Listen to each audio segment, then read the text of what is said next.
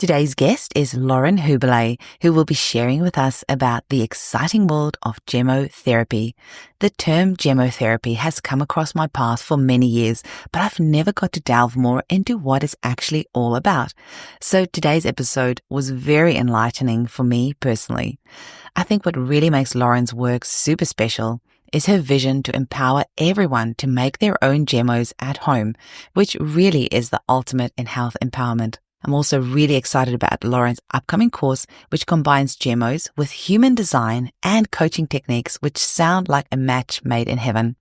Visit laurenhubele.com, that's Hubele, for more information and details about her brand new book that's about to come out. Thanks for listening. Welcome to the Homeopathy Hangout, where we discuss all things homeopathy from around the world. And now my mum and your host, Eugenie Kruger. Hello, everyone, and welcome to the Homeopathy Hangout podcast. I'm so excited for today's guest. We have got the lovely Lauren Hubele on the podcast to talk about Gemmos, which I've heard so much about. It keeps popping up everywhere, and I don't know anything about it, and I haven't done much research for today. So I'm going to be learning with our listeners today. So welcome to the show, Lauren. Oh, thank you, Eugenie. And, this is wonderful because my favorite thing to do is teach people about Gemmos. Well, lucky for both of us then. Yeah. You have to tell us, how did you find Gemmos? And just your background. Yeah, well, it's quite a story, actually, Eugenie, because I was actually prescribed Gemmos when I was pregnant with my son, who's now 23 years old. So, spoiler alert, he was just fine through this, but I was diagnosed with melanoma cancer. And I worked to restore my immune system after surgery with a naturopath, homeopath, actual medical doctor in Heidelberg, Germany. Then I was exposed to him a second time down the road later from a naturopath. And at this time, Eugenie, that really totally was not on my radar that I would ever work with healthcare or be in that field. I was a high school teacher and I just wanted to live through my kids growing up. I mean, that was where my focus was. And so they really went to the back of the burner, so to speak, until our family moved from Germany to America. And suddenly I found that what I had accumulated in skills with my own health was of great interest to a lot of my neighbors and friends and people we were meeting, and they also were very interested. We had this very healthy son who had never taken medications and had only been using homeopathy since birth. And so I could see, hey, there's something going on here. I might be being called into a practice like many homeopaths, right? There's always those things. And so I began to study with my mentor, and I took many, many, many courses going back and forth to Europe. But I couldn't find anyone that could teach me gemmotherapy at that time. So this is now like 18 years ago, 15, 18 years ago. There really wasn't anything, certainly nothing in English at that time. And so eventually I opened a practice and I felt like there's something missing from this practice. This is really great that folks can have their homeopathy, but there's a partner missing here. And the gemmotherapy idea kept coming back to me. And so, Eugenie, the story goes on is this whole trail of people I met, right? Because that's how it always is, that just give you the next piece. And so there was a homeopath in England that had started an online program, Nick Churchill. He no longer practices. However, he was studying gemmotherapy and began introducing folks to what he was learning. And through him, I met a doctor in Romania, Dr. Serena Suescu, who ran a clinic in Romania only using homeopathy and gemmotherapy. And it was a family practice clinic. She had several doctors working for her, and people would come from all over the country and wait for hours just to see her. And so I went and spent a good portion of part of my summer studying with her, watching how she worked, learning directly from her. And then it just went from there. It was one thing after another. Amazing. Now, part of the reason I was so interested to have you on, like I said, I've heard the word Gemmos here and there everywhere. I never know anything about what it is. And then I was having a little Facebook chat with Luke Norland the other day, and it came up in conversation. I was like, okay, that's it. I need to talk to somebody who is the person to talk to. And then he put me in touch with you. And then synchronistically at the same time, my homeopath prescribed me a Gemmotherapy remedy. And I'm like, okay, this is like so synchronistic. I have to find out more about it. But you're going to have to start us with like the basics, like Gemmotherapy 101. What is Gemmotherapy? Yeah. So it is a full medicine, just like homeopathy is a full medicine or Chinese medicine.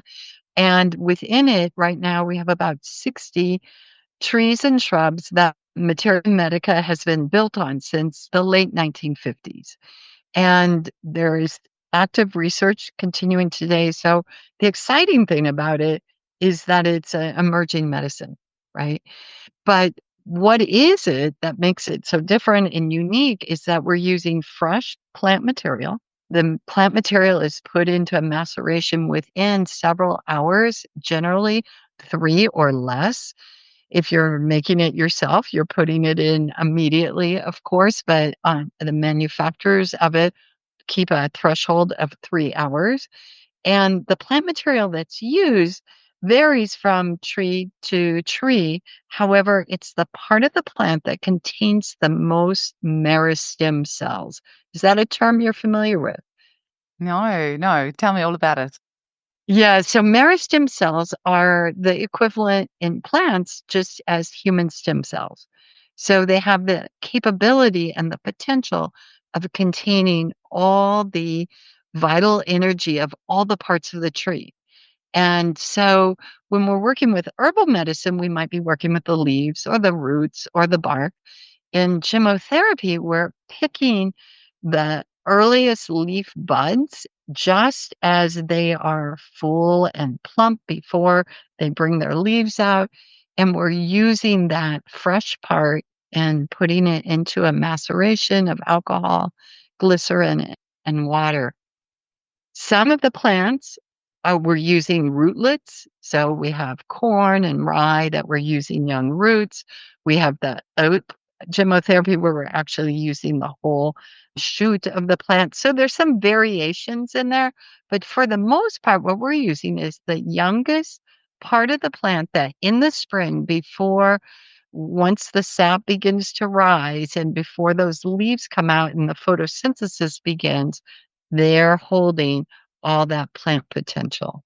Oh, I've heard like a very simplified version even of that. I like how you brought the stem cells in, but when I would ask people, like, what's Gemmos? They say, oh, it's like using the buds or whatever. So I thought maybe that's where it was, but I like how you explained it. That makes a lot of sense. And intuitively, I think it immediately resonates because you're like, yeah, of course it makes sense because that's got all the kind of genetic potential of it in there. So that's amazing. So you said there's about 60 of them already, which is pretty. Right. There are 60 that there is a solid materia medic on, and most of the research for gemmotherapy is taking place in Italy and in Romania right now, and it's university level research. Wow. I work directly with the research director and the department chair of a university in Arad, Romania, and their school of pharmacy focuses directly on gemmotherapy and are right at the cutting edge of discoveries. It's a medicine that I believe we haven't even begun to scratch the surface of its potential. Mm. How was it discovered? Like, who was the first person to come up with this, and where did it come from? Yeah. Well, I mean, we know who got it codified and into the European pharmacopoeia, and that was Paul Henry. But we know that there are reports of even Egyptians using bud medicine. We know Hildegard of Bingen worked with bud medicine. In fact, was working with your favorite already, Eugenie Blackcurrant. And so there were notes among her work. But the story, as I understand it from Belgium, is that Paul Henry, a research doctor and a homeopath in his own right, was researching with a team, and they were trying to interrupt the process of disease in the bloodstream with plants. And with using the different parts of plant material, they were unable to reach complete success. But when they went to the buds of the plants, they found the results that they were looking for. And so in his lifetime, I think he may have documented 20, 25 extracts. And what they were looking towards is plants or trees and shrubs that were already widely known for their medicinal qualities. So some of those first ones are the birch trees and oak and maple and hazel and walnut. So they were trees that were very well known over centuries for their medicinal benefits. However, now that it's getting some worldwide recognition, we're going to begin to need to look at what are the trees and shrubs that grow in our areas, right? And how can they best serve the people that live in those areas? I really resonate with using the medicines from your land. There was one of the ladies I had on the podcast, Barbara, in Swaziland in South Africa. And, well, Swaziland's its own country in Southern Africa, but just teaching them how to use homeopathic remedies made from the native plants in their own land. I think that's so powerful. So you said about getting the buds and then you're like macerating them with the alcohol and the glycerin and everything else. So is this mother tinctures? This is not like potentized stuff. Yeah, so it depends what country you're coming from, whether we're calling it potentized or not, what the definition is. But the maceration is made. And so what you have is a concentrate or a mother tincture.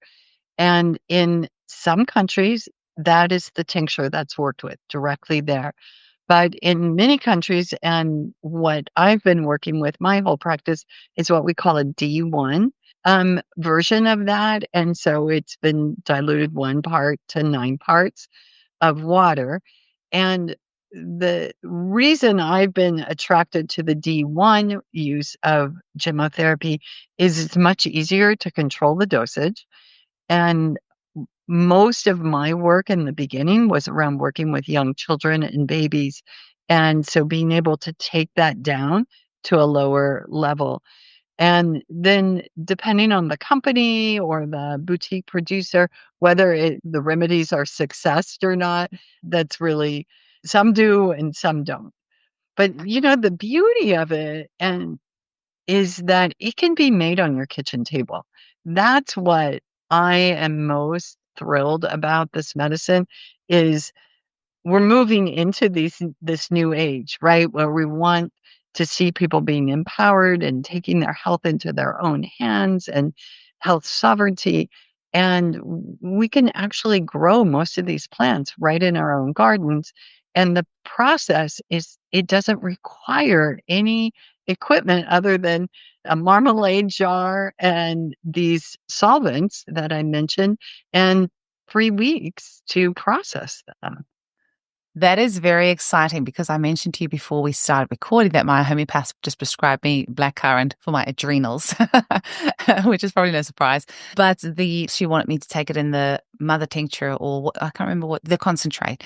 The concentrate. The supplier is sold out, and it's a small supplier in Tasmania, and they said that goes out the door almost the second it goes in, so you can hardly ever get it from them. And so I bought the 1D, and not knowing what it is or what it means even. So that's really wonderful knowing that you can actually empower yourself by making these yourself, which is amazing. And so you could just get the 1D. Do you get like a 2D and a 3D, or does it just tend to be No. 1D? And I mean, I'm sure there's someone out there that might be experimenting with that, but for what I know right now and what we're basing our materia medicas on is the concentrator, the D1.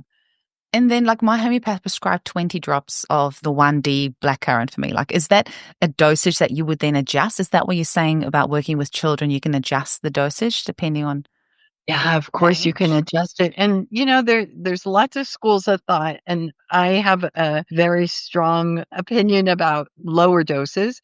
I began in my training, learning, we need 50 drops of this or then 25. But in the community of practitioners that I've worked with for the last 10 years, we've really discovered that less is more, not in the terms like a homeopathic dose of it, but anywhere from 6 to 12 drops if we're looking for a physical response. But then I've worked out a way of microdosing a number of the extracts, 26 of them, that actually work on the central and autonomic nervous system. And so by just taking 1 or 2 drops, your black currant is one of them, you would actually be working with the subtle body then and directly with the nervous system. That is cool. How did you discover that? Like, what made you Yeah. I think to test Yeah. that out? Well, I mean, all my work from the very beginning has been taking what I learned and synthesizing it so I could teach it to other people. And that was the process. And so when I was learning gemmotherapy, things weren't, you had a book on all the different extracts, right? And what they do, but then you have a human in front of you and which one comes first and how do I know, right? And so there is a very allopathic method of working with gemmotherapy. It has mostly been used by allopathic doctors in Europe. And I was looking for another way of working with it more holistically. I had a really wonderful full practice of people willing to experiment with me in looking at some different ways of dosing it. So first I began isolating extracts that worked best with elimination, and we built a whole system around that.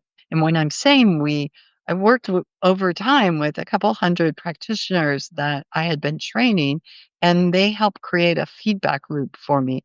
And I could have never done this on my own, but through seminars and gatherings that we would have, I was getting very good information back and affirming. And then at the same time, I would be checking in with my colleague in Romania at the School of Pharmacy and say, does this match up? And what you're discovering. So what I've ended up calling this is the art and science of gemmotherapy, right? So I haven't yet told you about the nervous system, but let me get there. So we worked with the Gemmos for the elimination systems for a long time. And I kept feeling that there was something missing, just like I did when I was only working with homeopathy. And the nervous system kept coming through to me. And gosh, this was probably now 9 years ago.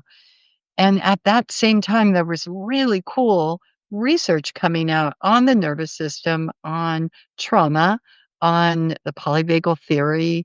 And so I began looking at what are we doing? What kind of frameworks are out there for working with the nervous system, for working with trauma and emotional states?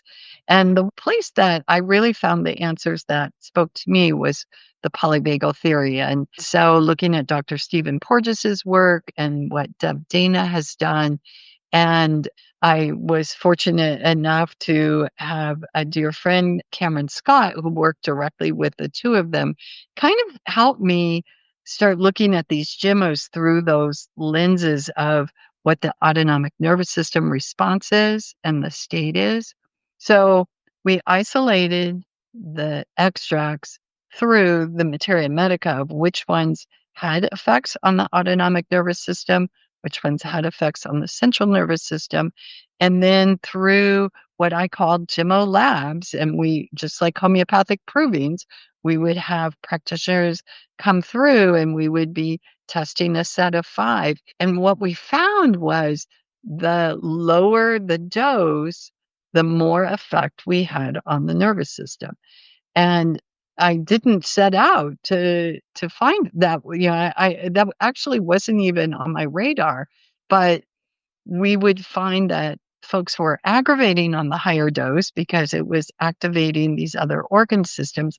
But if we brought it way down to just 1 drop, 2 drops, we were just getting this beautiful subtle body effect.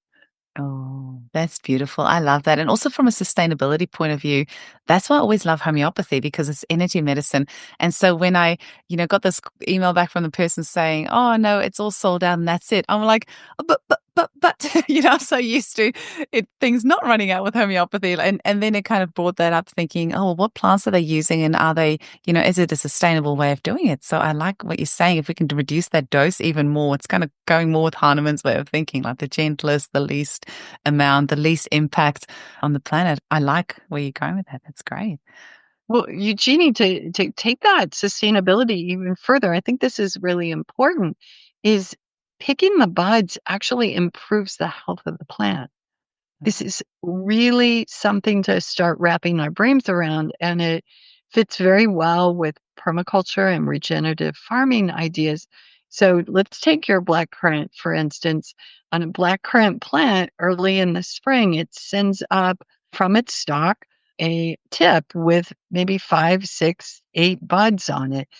If we want that plant to fruit in its best possible way, we're actually going to snip that off, whether we want to make gemmotherapy or not, if we're just a farmer.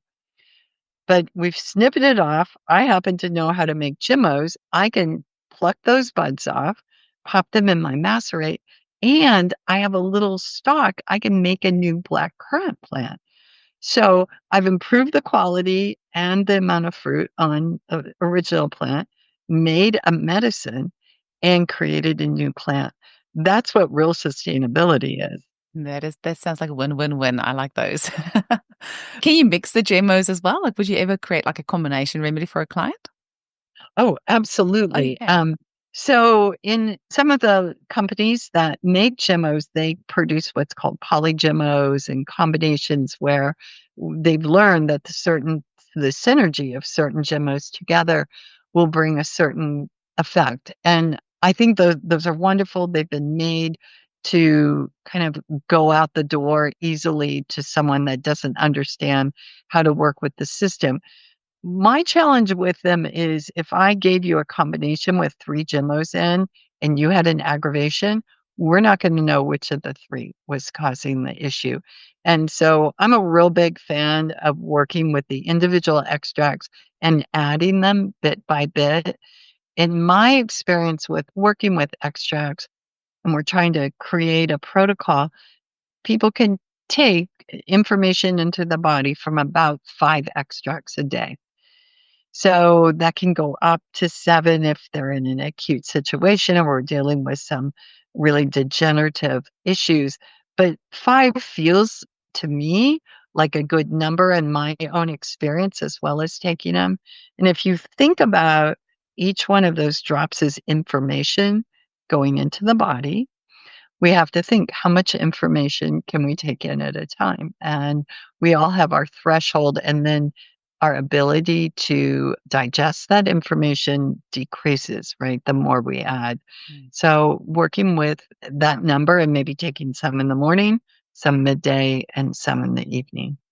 Amazing. And do you tend to prescribe it more for physicals or like mental emotionals as well? And how do you use your homeopathics alongside? Like if say somebody came in with bulimia or like some sort of mental emotional depression or whatever, would you give a homeopathic for that and then the Gemmo to treat like the nervous system and the vital organs, or how would you work that?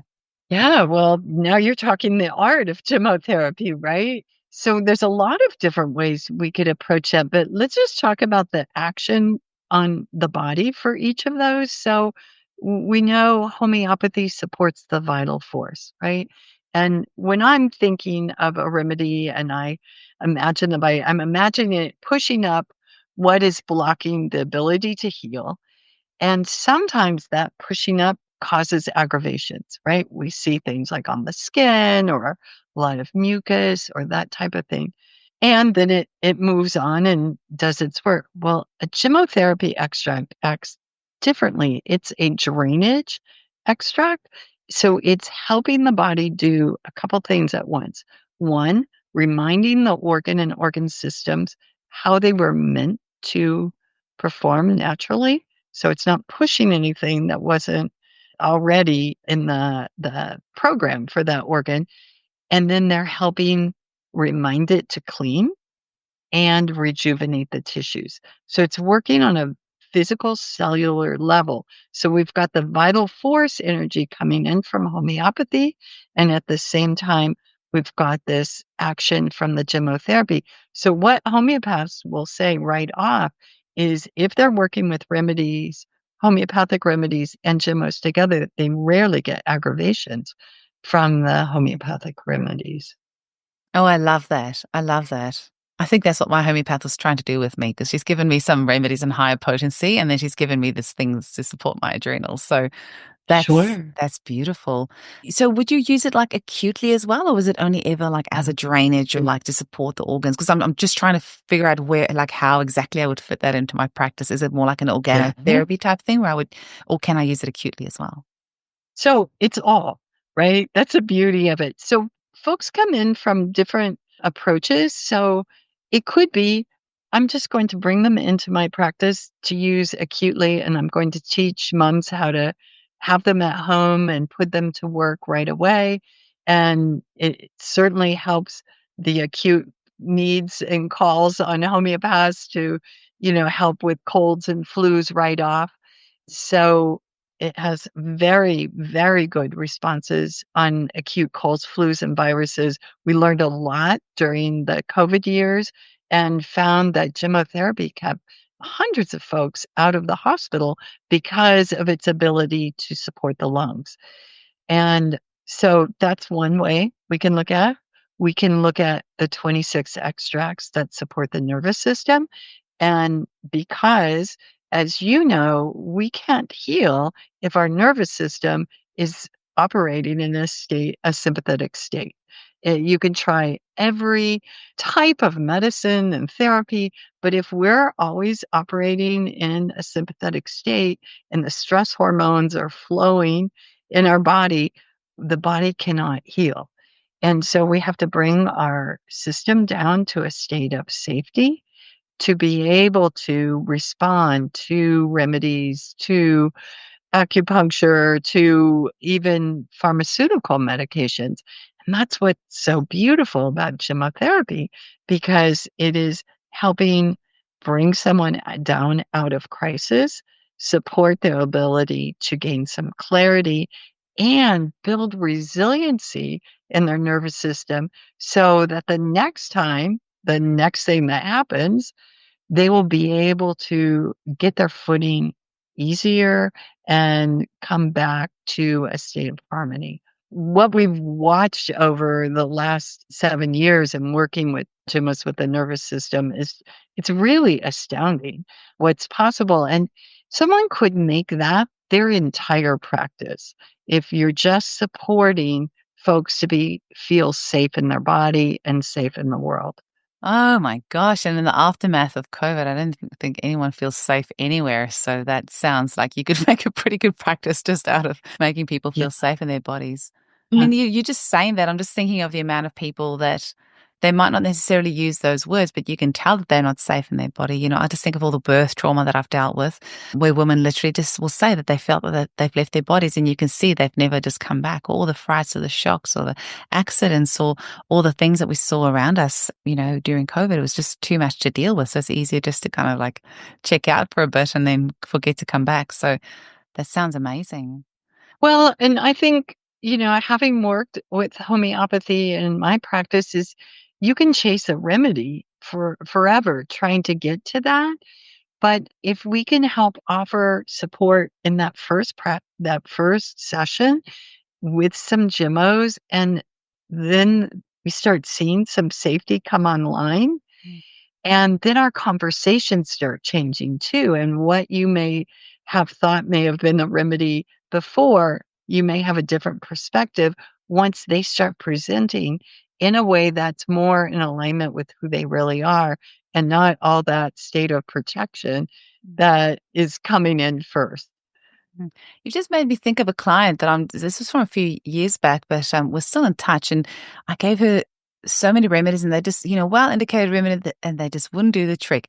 And then I thought, okay, there's something that the vital force is just not responding to these remedies. So I did like serenum and like mega potency because, Hilary Dorian was saying once, sometimes the vital force is too weak to respond. So you give serenum, it gets underneath, it lifts it and then it can work. Gave that, nothing. I gave camphor, high, nothing. I gave opium high, nothing. I'm trying to think of all these remedies I was giving her in mega potencies just to get her to have some sort of reaction. But there was a big history of severe dental trauma. Like her jaw was very narrow. And so lots of like breaking her jaw, refixing it, so I thought maybe it's structural. She's had lots of cranial, sacral. I'm like, what? And she uses remedies acutely and has great results. She loves homeopathy, but for some reason, we just cannot get that remedy to really shift things for her. And when you said that about not feeling safe in the body, that really made a lot of sense. I'm going to have to go back to this case now and see maybe it is just a matter of not feeling safe in the body. And so it doesn't matter what remedies you give, the body's going to go, nah.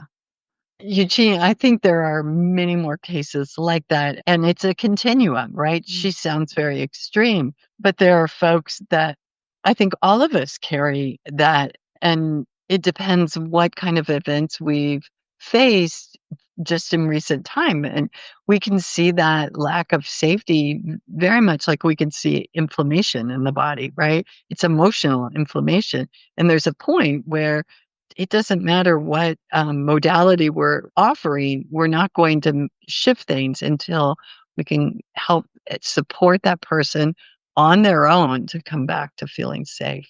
And when you're saying this about the feeling safe, this is specifically these 26 remedies that you've done the microdosing specifically for the nervous system on. That's amazing.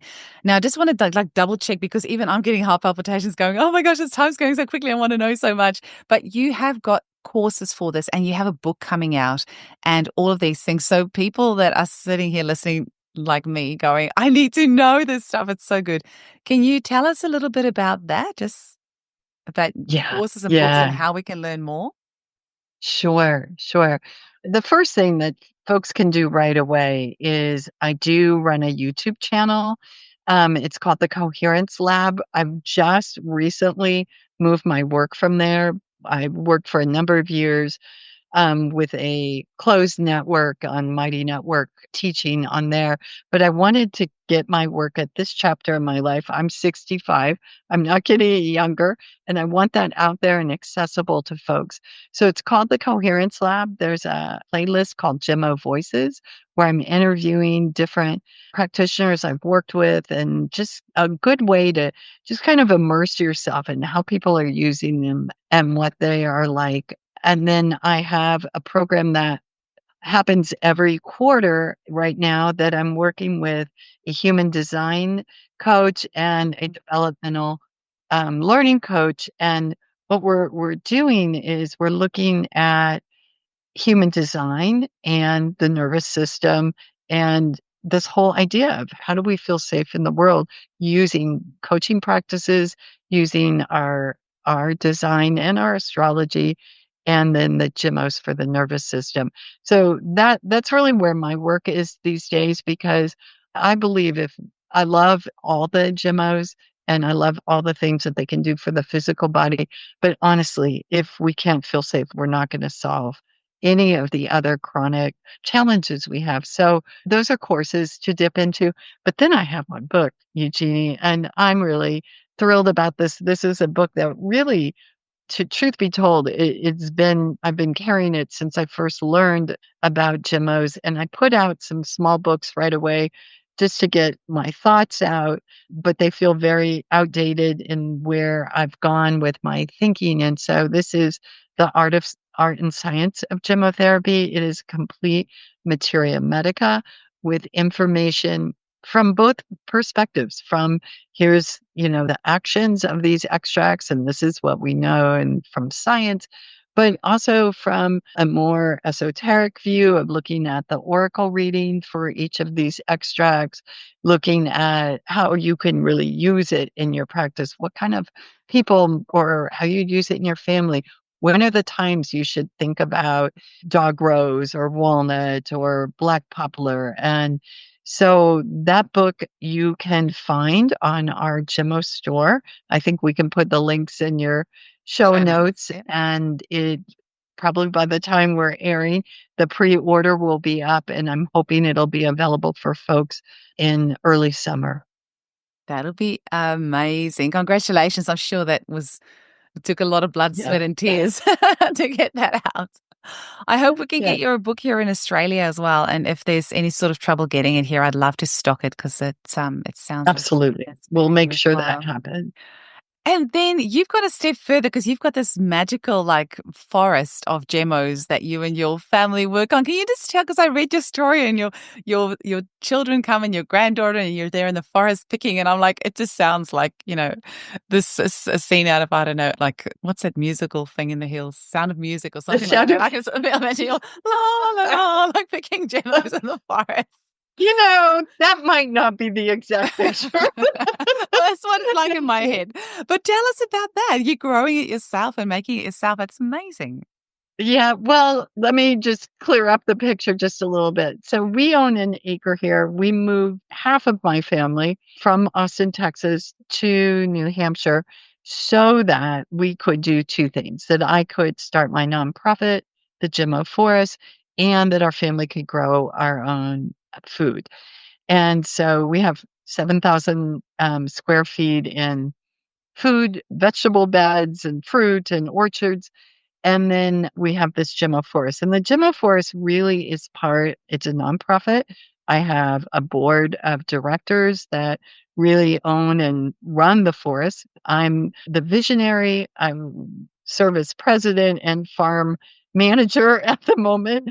But, this is all designed with that this is going to be something for generations to come. But here's the cool thing, Eugene. This is a project that is meant to be duplicated. And our idea is to inspire other communities to create a garden in such a way where people can come and learn how to grow their own food, how to make their own medicine, how to do it using permaculture and regenerative farming principles. And we offer opportunities every week during the growing season for folks to just come get their hands in the soil. So sometimes we have young women who just work jobs in front of laptops that never would have that experience, but come out and volunteer for a couple hours. We work with a lot of community organizations and colleges. So we have interns involved in our process. And originally I thought, oh, we're going to grow and produce our own Gemmos. But what the land has taught me and what this experience has taught me is, oh, this is about empowering people to do it themselves. And we just give them the example. And so we host events and teach those processes. Oh, it sounds amazing. Sounds like a good excuse to make a trip out to. Did you say New Oh, Hampshire? you are so welcome to come. Oh, that'd be amazing. And can you tell us maybe a little bit more about just give us like a bit of an overview of some of the Gemmos that there are, and or maybe if it's easier, just like, so we've still got about 10, 15 minutes left. So yeah, just like a bit of an overview of the Gemmos and some of the things that they can treat. Yeah. You know what we're going to do? Let's talk about the extracts that you would consider if you were just starting. Okay. If you, Beautiful. Yes. and whether you're a practitioner or whether you're a mom and you want to begin working with them, everyone needs support for their central nervous system. Everyone. And so in this work, we've isolated 6 that are very useful in the fact that they don't cause any aggravations. They help settle the central nervous system in its ability to receive sensory information in a safe way. So I could go down a whole path and talk a little bit about the nervous system and how we are programmed over our life to respond in a protected state or a safe state. But let's just talk about the Gemmos for a second. And let me tell you a little bit about each one. Okay. So the first one I would share is Black Poplar. Black Poplar is one to consider when the primary state is fear. And fear can look something very different on you and me. But fear will always shrink our world because what we begin to do is we begin to try to control. So the coping mechanism that we see in folks where fear is running their world is they control. And we can see that in ourselves, and we can see that in others. And, just take an overpacked day that you have. The first thing you start doing is trying to control everyone around us, right? So I can do all the things I need to do.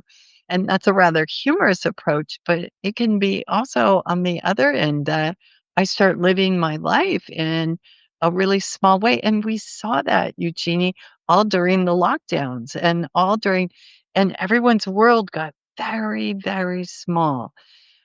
And just an interesting note about this tree, black poplar, it has leaves that shake in the wind. So it's related to the aspen tree, to quaking aspen. Black poplar is the other. And so it's literally quivering in its fear. So that's its signature for us to recognize. So that's a great first extract, because I think everybody operates at some level, right, with a state of fear. And that can be just taken in 1 to 2 drops each morning before your day gets going. That is really profound. And I always love it when people relate it back to the plant. And like, we'll forever have this image in our head now of like the quivering leaves and the fear. That is really powerful. And I love that you say just 1 or 2 drops. And so you're saying that you can use that like ongoing, you're not going to have an aggravation. And just when you notice that actually you're not responding from that place of fear anymore, then you would just stop it. So it might be like a month or 6 months or a year or 2 years, or how long would you give something like that? Or it might be a couple weeks. And it's about creating awareness in ourselves, and our state changes. So you'll need a different one for sure. But it's a matter of, and that's so much of my teaching, is helping folks begin to start reading their own body on these signs. So let me share another one that is really loved in among the practitioners is dog rose. And this is the briar rose, the wild rose that we have. And if we look at it from a microdose, 1 or 2 drops, this extract is amazing for that state of fragility where we are like that cracked window that hasn't collapsed yet, and we're just holding it all together. And we all have periods of time where one more thing will make us crack. And in that state, we also tend to cling to someone else in our world. And that relationship can border on becoming unhealthy, can become a codependent relationship, or this could just be for a short period. Sometimes that clinging is to a practitioner, because I can only make it if I won't fall apart as long as this person is there in my life or keeps me together. And so a good image for you for this one, when we look at the wild rose plant, the rose is gorgeous. It's only 1 layer of petals. They're this beautiful pale pink, but if we were to touch it with a finger, all the petals fall and the whole flower falls apart. So this is also true for individuals in that state, is if I get too close, they might fall apart. And there you go. You got it. Yeah, it's got that Thank you, happens. Eugenie. That's beautiful. That is such a perfect picture of it. And so it's gorgeous and you want to touch it, right? And you're drawn to it. But if you pick that, it would completely collapse. And that's that fragile state that dog rose does such beautiful work on. And I think dog rose and black poplar both work very quickly. So sometimes folks don't need it for that long, but it depends. Are we talking, is this a state you've been in for months and months? Or did it just happen because you've lost a dear friend, or you've changed jobs, or, is it very short term? Holy moly. I have a client with a teenage daughter who has been homeschooled her whole life. The mum cannot even go and have a coffee with a friend because this daughter literally is clinging to her the entire day. And it sounds like an amazing remedy. Definitely. Or Yeah, and an it's amazing so Gemmo. Mm. And actually just even that image of it is the fragility of it all is yeah, it's just matches beautifully. You can just feel the energy of it. I'm excited to try that. Any others you want to share with us? Yeah, what do you think? Do we have time for one more? Yeah, we have. I mean, I can keep going until you've run out of things that you want to share. One thing I just want to say is that isn't it beautiful where life takes us? Because your teaching background obviously has helped you be able to deliver information very concisely and very clearly. You're so excellent at it. I'm just sitting here like completely enthralled in the way that you're delivering the information. So it's beautiful. I love it. Yeah, and I have to say, it's a little more rewarding than teaching high school. I can imagine. Imagine. But I also got really used to teaching when people were interested. So when I see someone light up, it lights me up as well. So thank you for responding so eloquently there. Oh. So let's talk about walnut because this also could be one that I think you'll think of a client right away.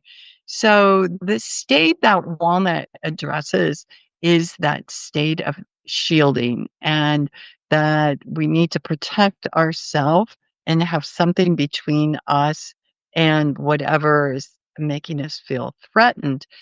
And the coping mechanism for walnut is isolation.